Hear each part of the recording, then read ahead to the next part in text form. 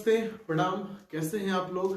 तो जैसा कि पिछले वीडियोस में मैंने बाल विकास एवं शिक्षा शास्त्र से संबंधित बहुत सारी चीजों को चैप्टर वाइज पढ़ाया था और आगे भी पढ़ाऊंगा विस्तार रूप से।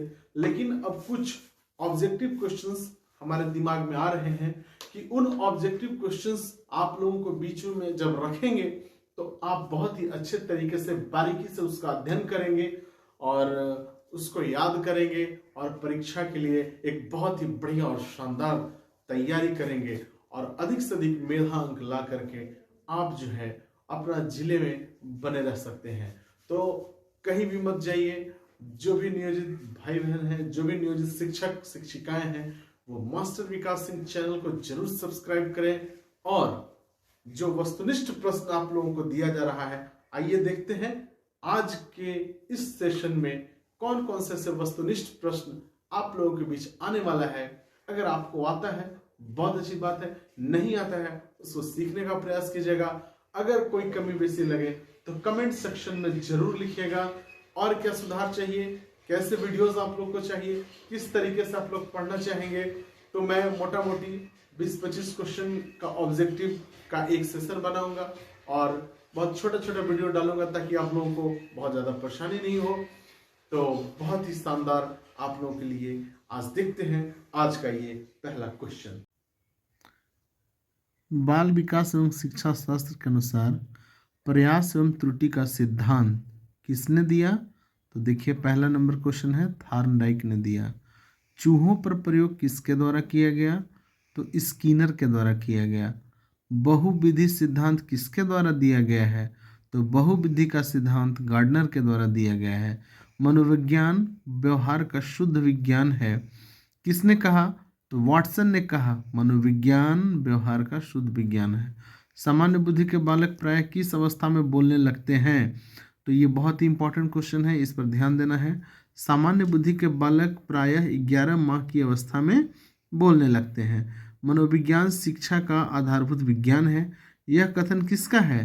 तो स्किनर का यह कथन है कि मनोविज्ञान शिक्षा का आधारभूत विज्ञान है। वाटसन ने नवजात शिशु में किन संवेगों की बात कही? तो वाटसन ने नवजात शिशु में 3 तरह के संवेगों के बारे में कही है। पहला है भय, दूसरा है क्रोध और तीसरा है स्नेह। इसको आप देख सकते हैं। मानसिक आयु प्रत्यय के प्रदाता कौन है? तो मानसिक आयु प्रत्यय के प्रदाता विनय है।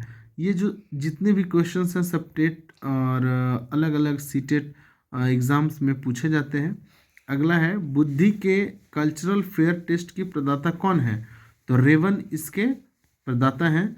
विकास जीव और उनके वातावरण के अंतःक्रिया के प्रतिफल हैं, कौन कहते हैं? विकास जीव और उनके वातावरण का अंतःक्रिया का प्रतिफल है, ये स्किनर महोदय का कथन है। पर्यावरण के साथ पूर्ण अनुकूलन का अर्थ है मृत्यु, ये किसका कथन है? तो ये जॉन डीवी का कथन है। 16वीं शताब्दी में मनोविज्ञान था आत्मा का विज्ञान। 17वीं शताब्दी में मनोविज्ञान था तो ये मन का विज्ञान था। जैसे ही शताब्दी चेंज हुआ, विज्ञान को के अर्थ और उसके संदर्भ को समझने में जो चेंजिंग आई उसके अनुरूप सारा चीज़ यहाँ पे दिया गया है। सीखने के प्राथमिक मूलभूत नियम संबंधित हैं तत्परता से। आप देखते होंगे कि जो बच्चे ज़्यादा तत्पर हैं वो ज़्यादा सीखते हैं। माँ बाप के साय से बाहर निकलकर अपने साथी बालकों की संगत को पसंद करना संबंधित है तो पूर्व किशोरावस्था से। विकास का वही संबंध है परिपक्वता से जो उद्दीपन का संबंध है खाली स्थान से। तो इसमें खाली स्थान में प्रतिक्रिया भरा जाएगा। उद्दीपन के प्रति अनुक्रिया को समझने के लिए, प्रतिक्रिया को समझने के लिए आपको छुई मुई के पत्ते को ध्यान से देखना हो, उसको छूने के बाद आपस में सिकुड़ जाती है। तो वही यहाँ पे बताया जाता है कि जिस तरह से विकास का संबंध परिपक्वता से है, उसी प्रकार उद्दीपन का संबंध प्रतिक्रिया से है। किस मनोवैज्ञानिक ने सीखने की सामग्री के रूप में निरर्थक शब्दों का प्रयोग किया? तो ये वैज्ञानिक है एलिंगहॉस। ये बहुत बार पूछता है, इसको भी ध्यान से देखिएगा।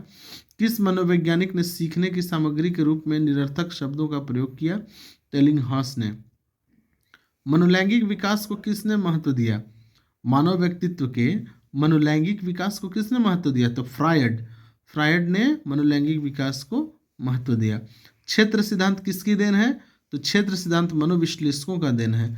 बालक के विकास की प्रक्रिया एवं विकास की शुरुआत होती है कब? जन्म से पूर्व। विकास के परिणाम स्वरूप व्यक्ति में नवीन विशेषताएं और नवीन योग्यताएं प्रकट होती है।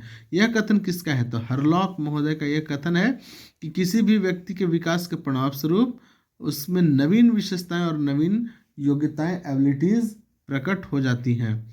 उसके बाद है शैक्षिक दृष्टि से बाल विकास की अवस्थाएं। तो 3 अवस्था है, शैशवावस्था, बाल्यावस्था और किशोरावस्था। शिक्षा मनोविज्ञान व्यक्ति के जन्म से वृद्धावस्था तक सीखने के अनुभवों का वर्णन व्याख्या करता है। इसको किसने कहा? तो इसको क्रो एवं क्रो ने कहा। क्या कहा? कि शिक्षा मनोविज्ञान व्यक्ति के जन्म से वृद्धावस्था तक सीखने के अनुभवों का वर्णन एवं व्याख्या है। व्यक्ति वृद्धि और विकास को प्रभावित करता है। कौन कौन सी चीज? तो 3 मुख्य चीजें हैं जो किसी भी व्यक्ति के वृद्धि और विकास को प्रभावित करता है, और वो चीजें हैं भोजन, व्यायाम और ग्रंथियों की क्रियाशीलता। एज ऑफ प्यूबर्टी कहते हैं, पूर्ण किशोरावस्था को एज ऑफ प्यूबर्टी कहते हैं।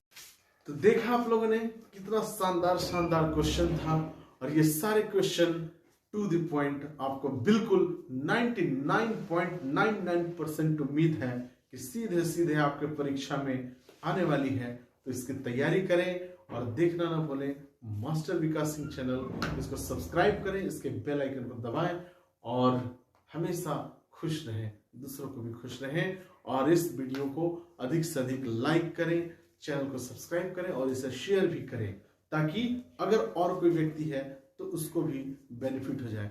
तो लेते हैं विदा, बहुत बहुत धन्यवाद।